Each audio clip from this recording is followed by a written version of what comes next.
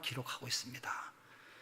하나님은 먼저 아담을 만드시고 에덴 동산을 만드신 다음에 아담을 돕는 배필인 하와를 창조하셨다고 하는 그런 내용이 본문에 나옵니다. 그리고 마지막으로 하나님이 최초의 가정을 만드시는 것을 우리가 보게 됩니다. 세계에 나타난 진정한 결혼과 하나님이 만드신 가정은 어떤 것이고 창조의 질서와 원칙에 따른 축복된 가정은 어떤 것인지 몇 가지 원리를 함께 생각해 보겠습니다. 하나님께서 우리 인간에게 주신 가장 큰 선물은 가정입니다. 하나님은 제국을 만들어주지 아니하시고 우리 인간에게 가정을 만들어 주셨어요. 동물은 생식 본능이나 집단 본능에 의해서 존재합니다. 그러나 인간에게는 가정이라고 하는 것을 이루며 살게 하셨습니다. 따라서 하나님께서 의도하셨던 최초의 가정의 원칙대로 산다면 우리의 가정은 행복해지고 또 복을 받게 될 것이에요. 그러나 죄를 지은 인간은 결혼과 가정생활을 하나님의 창조의 원리를 따라 살지 아니하고 바로 세상의 원리를 따라 살기 때문에 이혼하고 싸우고 천국의 모습이 아니라 지옥보다 더 못한 그런 삶을 살아가고 있습니다. 가정이 무너지고 있습니다. 경제가 문제가 아니라 가정이 바로 세워지는 것이 문제예요. 영국의 역사가 에드워드 기본이 지적한 대로 로마 제국의 붕괴 원인 중에 가장 심각한 것 가운데 하나는 가정이 붕괴된다고 하는 것을 지적한 것을 볼 때 우리의 가정은 참으로 심각한 그런 문제에 봉착해 있습니다. 왜 지상에서 공산주의가 몰락했습니까? 가정의 소중함을 알지 못했기 때문에 한 세기도 못 가서 공산주의는 다 무너지고 만 것이에요. 그래서 로마의 한 철학자는 로마가 무너져가는 마지막 황혼의 역사를 보면서 애국자여 가정을 지키십시오 호소했어요. 오 신이시여 기도하는 가정을 로마에 다시 일으켜 세워주십시오 그렇게 고백했다 그래요. 우리나라의 가정들이 세워져야 될 것이에요. 여러분 왜 가정이 무너지고 있습니까? 사람들이 왜 이혼하게 됩니까? 젊은 사람들은 살 날이 많은데 희망이 없어서 헤어지자고 하는데 그렇다면 나이 드신 분들은 왜 이혼하는 것입니까? 소위 황혼이혼이라고 하는 말이 여러분 웬 말입니까? 황혼이혼이 작년보다 30%, 10년 전보다 그 10배가 늘었다고 하는 그런 통계가 있어요. 이것은 쾌락주의 때문이고 이기주의 때문이에요. 자기 자신만 좋으면 된다고 하는 극단적인 이기주의가 오늘 우리들의 가정을 무너지게 하고 있어요. 물질주의 때문에 가정이 붕괴되고 있어요. 성격이 맞지 않아서라고는 이유를 말합니다만은 사실은 그게 아니에요. 이런 때 우리들의 가정은 웰빙 가정이 되어야 될 것이에요. 하나님이 천지를 창조하신 이후에 사람을 만드셨어요. 그리고 하나님은 가정을 만들어 주셨어요. 처음 만들어주신 가정은 틀림없는 웰빙 가정이었어요. 아마 여러분들은 웰빙이라고 하는 말을 들어보셨을 것이에요. 이 말은 우리나라에 언제부터 서서히 나오기 시작했는데 이 웰빙은 바로 모든 사람의 희망이기도 해요. 이건 바로 뭐냐고 하면 한마디로 잘 먹고 잘 사는 것이라고 생각하고 있어요. 웰빙은 좋은 환경에서 좋은 것을 먹으며 건강하게 살아보자는 것이에요. 삶의 질을 높여서 행복하게 살자는 그런 말이에요. 이 웰빙이라고 하는 말의 사전적인 의미는 편안하고, 이 웰빙이라고 하는 뜻이 그래서 컴포터블, 편안하고 건강하고 헬스, 그 다음에 행복한 해피, 그리고 기분 좋은 힐링, 이런 좋은 삶을 말하는 것이에요. 근래에는 웰빙 목회를 하자고 하는 말도 있고 또 웰빙 교회도 생겼어요. 우리 가정이 웰빙이 되면 교회도 웰빙 교회가 돼요. 하나님은 교회보다 우리의 가정을 먼저 만드셨어요. 가정에 문제가 있는 사람은 교회에서 직분을 맡길 수 없다고 그렇게 말하고 있어요. 가정생활에 성공적인 사람이 교회 생활도 평안하게 하는 것을 보게 됩니다. 가정이 웰빙이 되면 나라도 웰빙 나라가 될 것이에요. 그러면 우리는 웰빙 가정을 위해서 우리가 어떻게 해야 됩니까?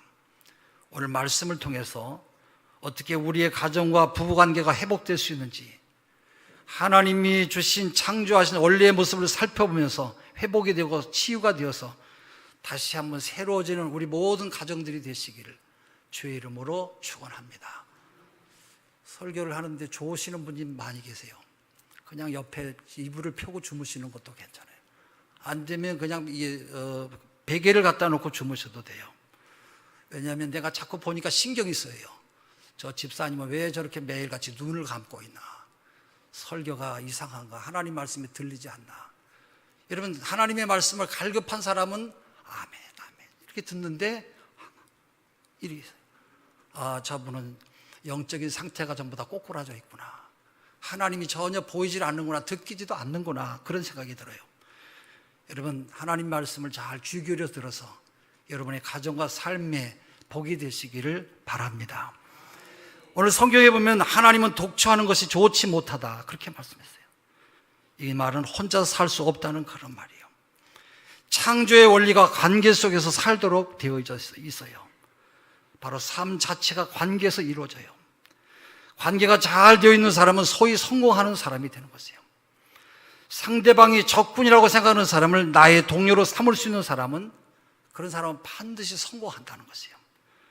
그래서 여러분, 적군과 같은 사람이 있어도 용서하시고 받아들이세요. 여러분이 자꾸 갈구고 자꾸 찢고 그러면 그 사람이 또 나를 갈고요. 그래서 힘들어도 잘 참고 원수를 물리치시고 이기시는 여러분 되시길 바랍니다. 그게 내가 성공하는 방법이에요. 그래서 여러분, 바로 상대방이 적이라고 생각하는 사람을 나의 동료로 삼을 수 있는 사람은 어떤 일이든지 성공한다는 것이에요. 맨 먼저 부부관계가 중요해요. 부부는 부모를 떠나서 한 몸을 이룬다고 했으니까 이 관계는 보통 관계가 아니에요. 연합하여 한 몸을 이룰지니라 했는데, 연합이라고 하는 말은 악어로 붙인다, 그런 말이에요. 부모를 떠난다고 하는 말은 부모의 지배를 받지 않는다는 말이에요. 그러나 부모를 떠나지 못한 아들이 있어요. 그런 말을 해요. 효자는 어머니에게는 그렇게 좋을 수가 없는데 아내에게는 괴로움이래요. 다시 말하면 마마보이가 되지 말라는 것이에요.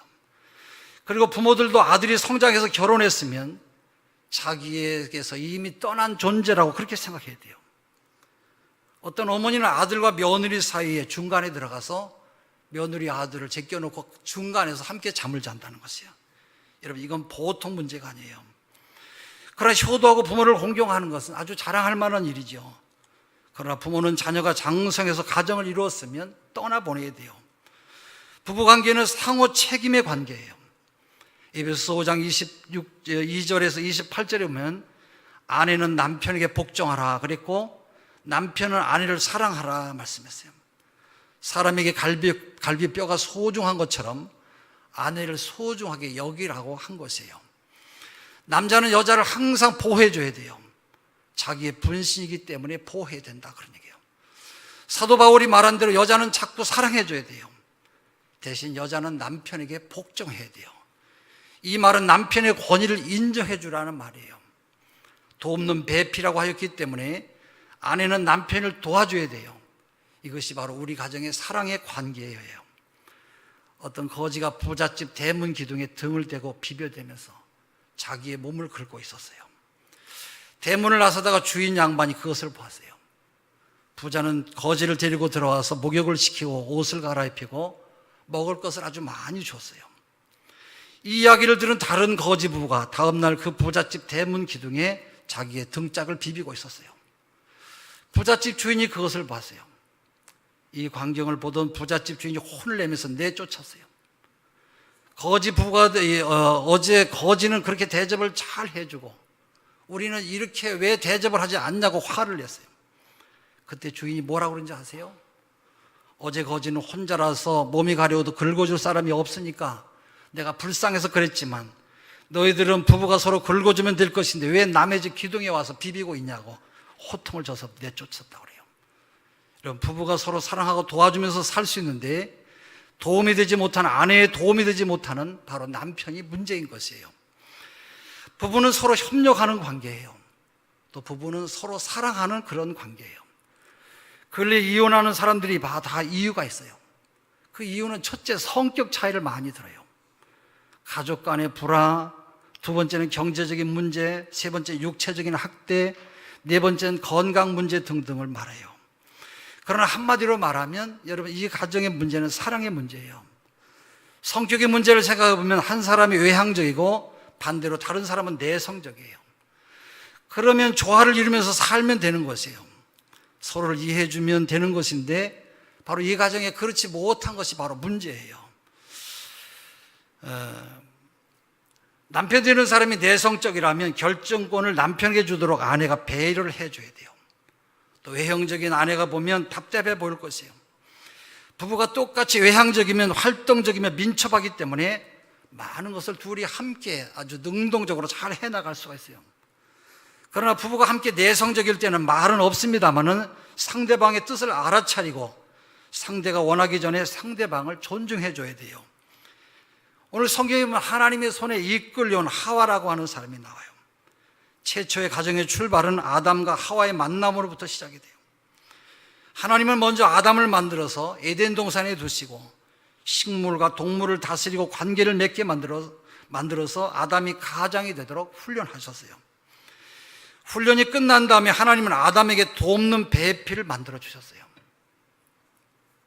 돕는 배필이 바로 하와예요. 여기에 가정의 묘미가 있고 독특성이 있어요. 하나님께서 아담을 깊이 잠들게 하신 다음에 옆구리에 갈비뼈를 뽑아서 그것을 재료로 여자를 만들었어요. 하나님이 하와를 흙으로 만들지 아니하고 아담으로 만들었다고 하는 사실을 여러분 주목해 보세요.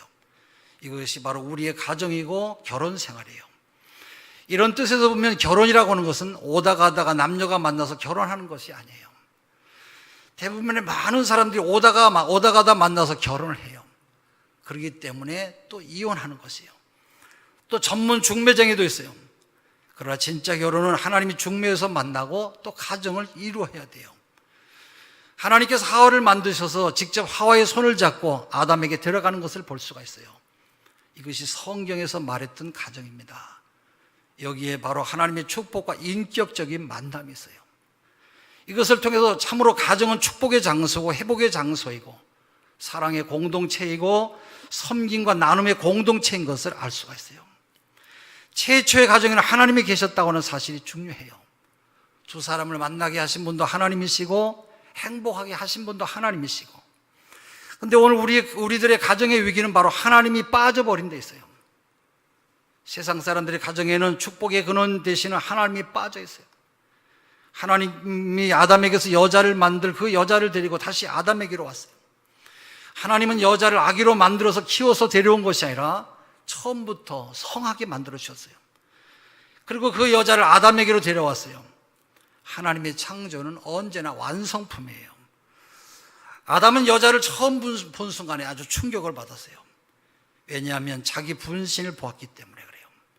자기보다 훨씬 매력이 있고 예쁘게 생겼는데 자기와 똑같다고 하는 것을 알았기 때문에 그래요.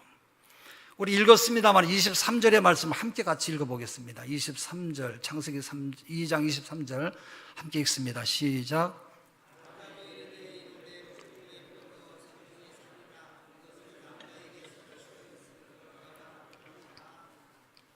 아담은 여자를 보고 감탄했어요. 아담은 저 여자는 또 다른 나라고 그렇게 느꼈어요. 하와는 아담의 갈비뼈로 만들어졌기 때문에 그래요. 이런 의미에서 남자와 여자는 본질적으로 한 몸이에요. 몸이라고 하는 것은 결코 나눌 수가 없어요. 이게 부부예요. 이것이 바로 부부의 신비로움이며 부부간의 만남이 이렇게 오묘한 것이에요. 그러나 오늘 우리 인간이 나누고 헤어지는 것은 바로 죄 때문에 그래요. 아담이 그 여자를 보고 처음 한 말이 뭡니까? 이는 내 뼈 중에 뼈요 살 중에 살이로다, 그렇게 말했어요. 이것은 여자는 남자의 엑기스라는 말이에요. 여자는 남자의 뼈 중에 뼈와 살 중에 살로 만들어졌어요. 그래서 여자는 존경을 받아야 마땅하고 사랑을 받아야 마땅하고 인격적인 대우를 받아야 마땅한 것이에요. 왜냐하면 남자의 뼈 중에 시시한 뼈가 아니라 뼈 중에 뼈와 살로 만들어졌기 때문에 그래요. 할렐루야. 디모데전서 2장 13절에 이는 아담이 먼저 지음을 받고 하와가 그 후며 그렇게 말씀하고 있어요. 결국 아담과 하와가 동시에 만들어지지 않았다는 것이에요. 하나님은 남자를 먼저 만들어서 여자를 받아들일 준비를 시킨 다음에 여자를 만들어서 완성하셨어요. 돕는 배피라고 하는 말은 완성시켰다고 하는 것을 뜻해요. 따라서 여자가 없는 남자는 불안한 존재예요. 사람들은 뭐라고 말해요? 바로 여자가 남자를 낳았지, 그렇게 말해요.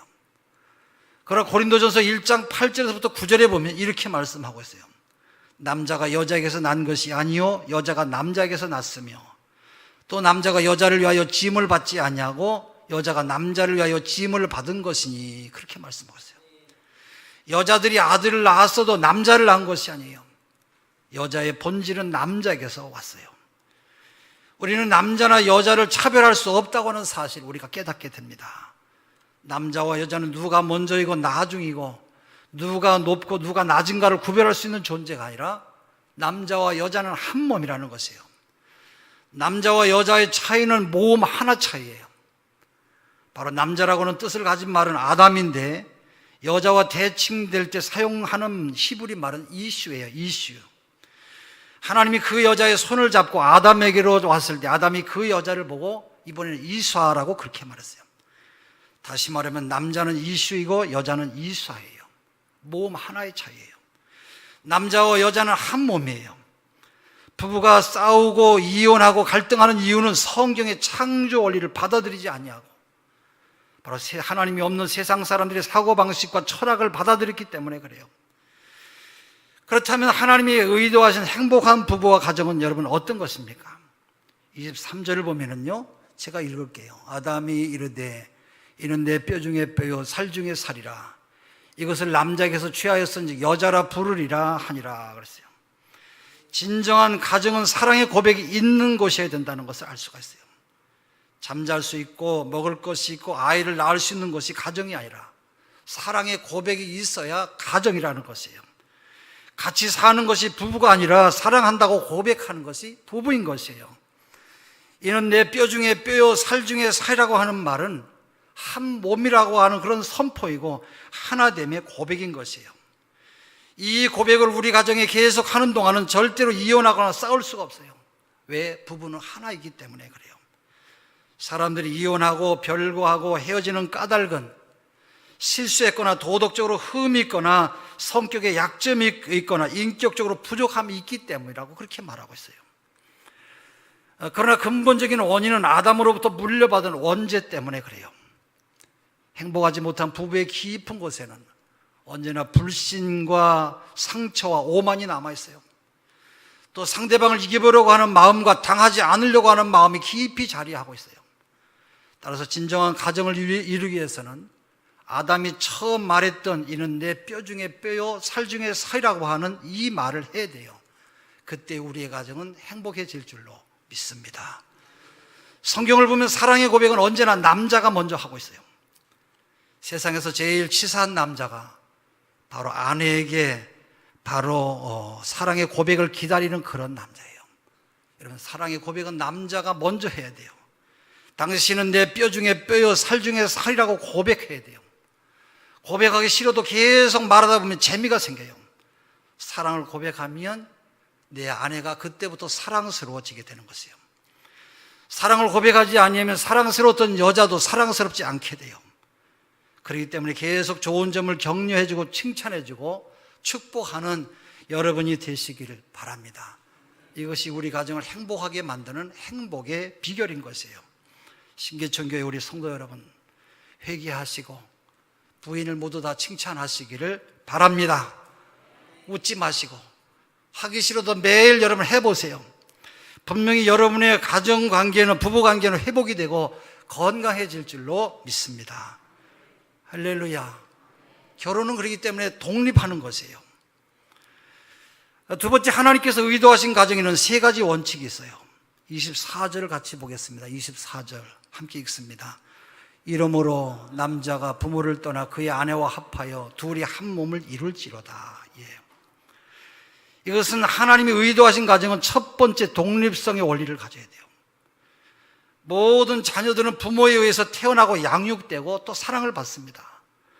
그리고 성인이 되어서 결혼 정년기가 되어 결혼을 합니다. 결혼 정년기를 놓친 자녀를 둔 부모는 속이 아주 많이 타지요. 자녀보다 10배나 더 속이 타는 것이 결혼하지 못한 자녀를 둔 부모들의 마음이에요.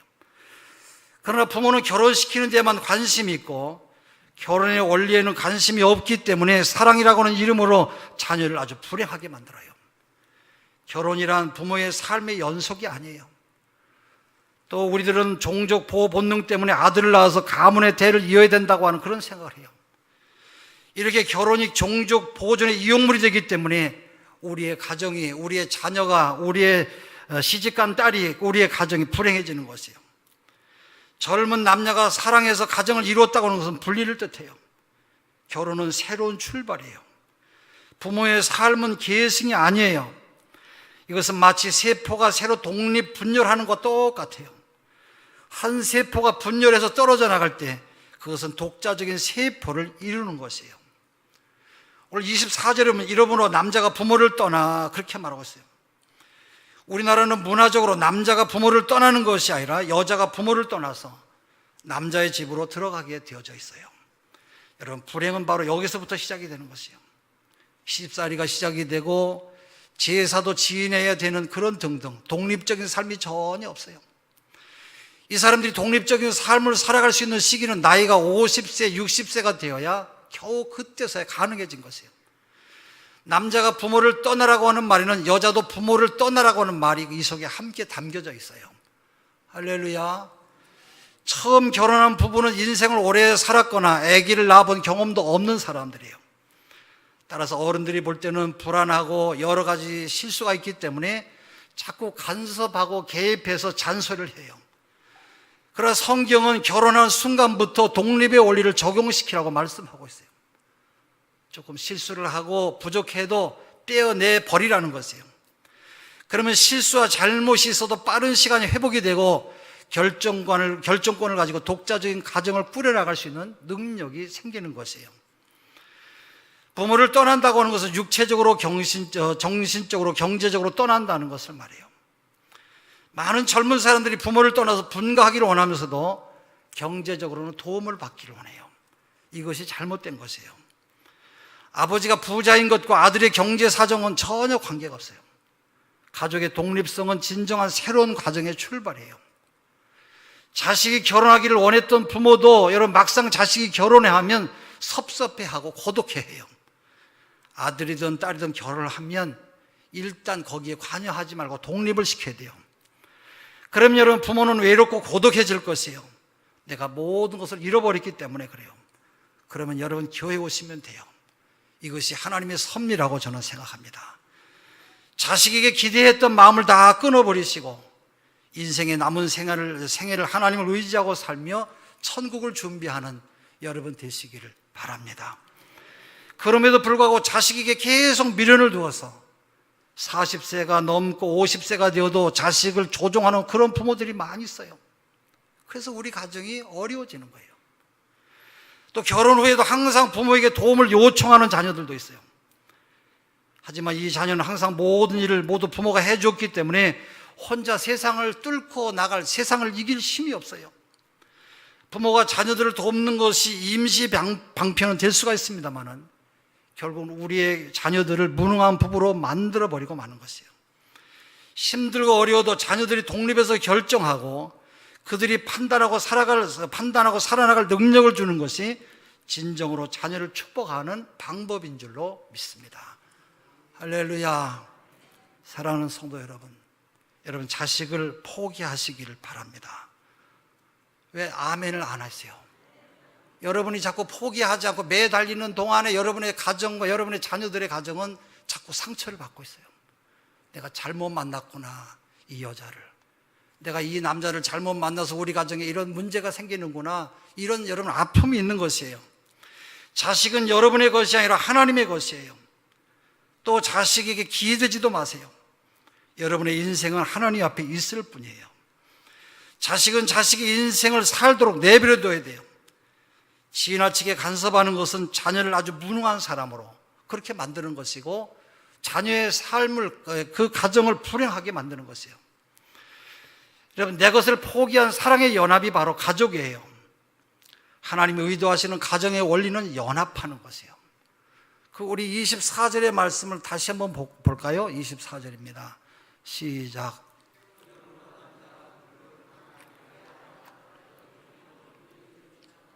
아내와 합하여 둘이 한 몸을 이룰지로다 그랬어요. 여러분, 여기에 보면 아내와 합하여라고 하는 말이 있어요. 합한다고 하는 말은 악엽풀로 두 물체를 붙인다, 그런 말이에요. 부모가 간섭하고 자녀들은 남편이나 부인과 의논하지 않고 자기 어머니와 의논하는 이유는 바로 부부가 연합되지 않았기 때문에 그래요. 결혼은 했지만 합해지지 않았기 때문에 다른 사람이 들어올 수 있는 빈 공간을 열어준 것이에요. 따라서 진정한 결혼은 부부가 악엽풀로 붙이는 것처럼 하나가 돼서 어떤 누구도 들어올 수 없도록 밀착해야 돼요. 우리가 부부가 연합할 때 세 가지를 조심해야 돼요. 남자와 여자가 결혼했다고 해서 갑자기 하나가 될 수는 없어요. 문화라고 하는 것이 그 사람들을 지배하기 때문에 그래요. 가정과 학교나 살아온 배경이 다르고 각자의 부모에게서 길들여진 습관과 가풍과 물질관리, 대인관계 등등 모두가 다 달라요. 둘이 만나서 사랑하고 삽니다만 문화가 맞지 않기 때문에 매일매일 이 부부는 함께 살면서 문화적인 충동을 일으켜요. 이렇게 살아온 배경이 다르기 때문에 부부는 서로 간에 맞춰야 돼요. 맞추는 방법은 자기 것을 포기하는 것이에요. 그러나 사람들은 포기하지 않고 서로를 이기려고 그래요. 이건 남북 전쟁과 똑같아요. 남과 북이 만나지 못하는 것과 똑같아요. 이런 부분은 여러분 행복하게 사는 게 아니라 죽을 때까지 서로 싸우다가 나중에 이빨 다 빠지고 그때서야 아이고 잘못 살았구나 끝나고 마는 것이에요. 또 서로 상대방을 이용하면 안 돼요. 대부분의 사람들이 결혼할 때 상대방의 학벌과 가문을 따지는데 그 가문을 따지는 이유는 왜 그렇습니까? 내가 이용하려고 하기 때문에 그래요. 내 것을 포기해야 상대방의 것을 받아들일 수가 있어요. 두 사람이 서로 연합하려면 자기의 꿈을 포기하고 두 사람이 함께 일치하고 또 함께 동의한 새로운 꿈을 만들어 가야 돼요. 이렇게 할 때 여러분 악엽풀처럼 잘 붙는 우리의 가정이 될 줄로 믿습니다. 상대방을 이기려고 하지 마세요. 이 싸움은 끝이 없어요. 두 번째, A라고 하는 물체와 B라고 하는 물체를 붙이려면 그 접촉 부분을 깨끗이 닦아내야 돼요. 그곳에 물기가 있다거나 녹이 슬었다거나 먼지가 있다고 하면 아무리 좋은 접착제로 붙였다고 할지라도 곧 떨어지고 말 것이에요. 마찬가지로 남자와 여자가 잘 연합하기 위해서는 상처와 잘못된 부분을 깨끗이 치유해야 돼요. 많은 부부들의 문제는 서로가 치유되지 않은 채 결혼하기 때문에 가정에 문제가 생기는 것이에요. 우리는 사춘기와 대학생활을 거치면서 나름대로 모두가 상처를 받고 살아가고 있어요. 이러한 상처들이 여러분 예수의 이름으로 치유되어야 돼요. 할렐루야. 상처가 고백이 되고 공개되고 그 아픔들이 치유되어서 이기적인 자기 동기와 여러분 개성을 포기해야 돼요. 상처난 부분들이 예수의 이름으로 깨끗이 치유되어야 돼요. 그러나 치유는 어느 날 갑자기 이루어지지 않아요. 우리가 기다려야 돼요. 묵묵히 기다리면 좋은 날이 올 것이에요. 세 번째, A라고 하는 물체와 B라고 하는 물체가 잘 접촉하기 위해서는 좋은 악엽풀이 있어야 돼요. 다시 말하면 사랑과 용서라고 하는 접착제가 필요해요. 예수 그리스도라고 하는 접착제가 있을 때 남자와 여자는 연합이 되는 것이에요. 그래서 예수 믿는다고 하는 것이 얼마나 귀한 일인지 몰라요. 예수 안 믿는 사람은 이 말이 무슨 뜻인지 몰라서 말은 듣고 목사님 말은 참 잘하는데 집에 가면 또 연수를 보니까 또 싸우게 돼요. 그러나 예수의 접착제가 있는 사람은 가정이 잘 될 줄로 믿습니다. 그리스도라고 하는 접착제가 있을 때 남자와 여자가 연합이 되는 것이에요. 연합이 되었다고 하는 말은 떨어질 수 없고 헤어질 수가 없다는 그런 말이에요. 뼈는 부러진 다음에 다시 봉합을 하면 더욱 든든한 뼈가 되고 나무를 악엽풀로 붙이면 보통 나무보다 더욱 견고하게 되듯이 미완성인 남자가 만났지만 그리스도 예수로 온전한 연합이 될 때 이 세상의 어떤 시험도 두 사람을 나눌 수 없게 되는 것이에요. 따라서 성경적인 가정의 원리는 부모로부터 독립해야 돼요. 두 번째는 부부 사이는 강력하게 물샐 틈 없이 하나가 되는 연합이 있어야 돼요. 그러기 위해서는 부끄러움이 없는 존재가 되어야 돼요. 24절에 뭐라고 합니까? 이러므로 남자가 부모를 떠나 그 아내와 합하여 둘이 한 몸을 이룰지로다 말하고 있어요. 둘이 한 몸을 이룬다고 되어 있듯이 가정의 궁극적인 목표는 한 몸을 이루는 것에 있어요. 몸은 갈라지면 두 개가 되는 것이 아니에요. 몸은 갈라지면 죽어요. 그것이 바로 우리 몸의 특징이에요. 한 몸을 이루는 것은 단순히 정신적이고 이상적인 관계 이상의 것이고 육체적이고 성적인 것 이상의 관계예요. 부부란 영적인 것이고 인격적인 것이에요. 오늘 현대 가정의 위기는 동물처럼 살거나 짐승이 되려고 하는 데 있어요.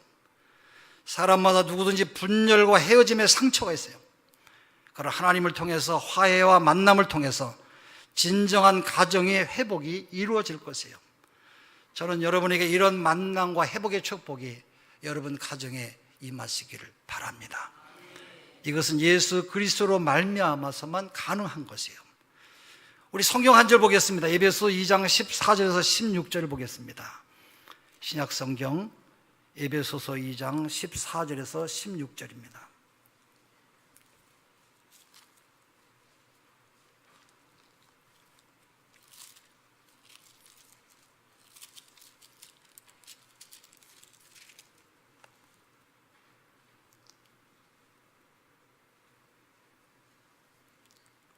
에베소서 2장 14절에서 16절 같이 읽습니다.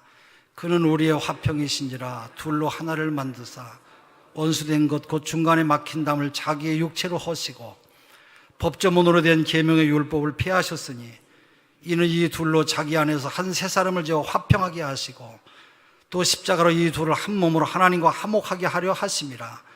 원수된 것을 십자가로 소멸하시고 그랬어요. 그렇습니다. 누구든지 그리스도 안에 있으면 새로운 피조물이 되고 내 속에 있었던 상처가 다 치유되고 한 몸을 만들며 막힌 담을 헐게 되어져 있어요. 마지막으로 참된 부부에 대해서 25절을 이렇게 설명하고 있어요.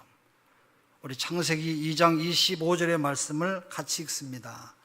같이 읽습니다. 시작.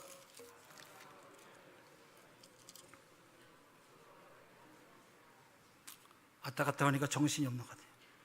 우리 25절입니다. 창세기 2장 25절 시작. 그 안에 두 사람이 벌거벗었으나 부끄러워하지 아니하니라. 그렇습니다. 참된 부부란 부끄러운 관계가 없어야 돼요. 부끄러움이 없는 관계가 돼야 돼요. 저는 여러분의 부부 관계가 부끄러움이 없으시기를 주의 이름으로 축원합니다. 부끄러움이 없다고 하는 것은 부부 사이가 투명하다고 하는 것이고 거짓이 없다는 것이고 또 죄가 없다는 그런 말이에요. 그때 부끄러움이 없는 관계가 되는 것이에요. 그래서 부인에게 그리고 남편에게 부끄러움이 없는 사람이 되시기를 주의 이름으로 축원합니다. 그때 우리의 가정은 하나님이 기뻐하시는 복된 귀한 가정이 될 줄로 믿습니다. 하나님의 축복이 여러분의 가정과 부부 사이에 늘 넘치시기를 주의 이름으로 축원합니다. 우리 찬송 한 장 하시겠습니다. 완전한 사랑.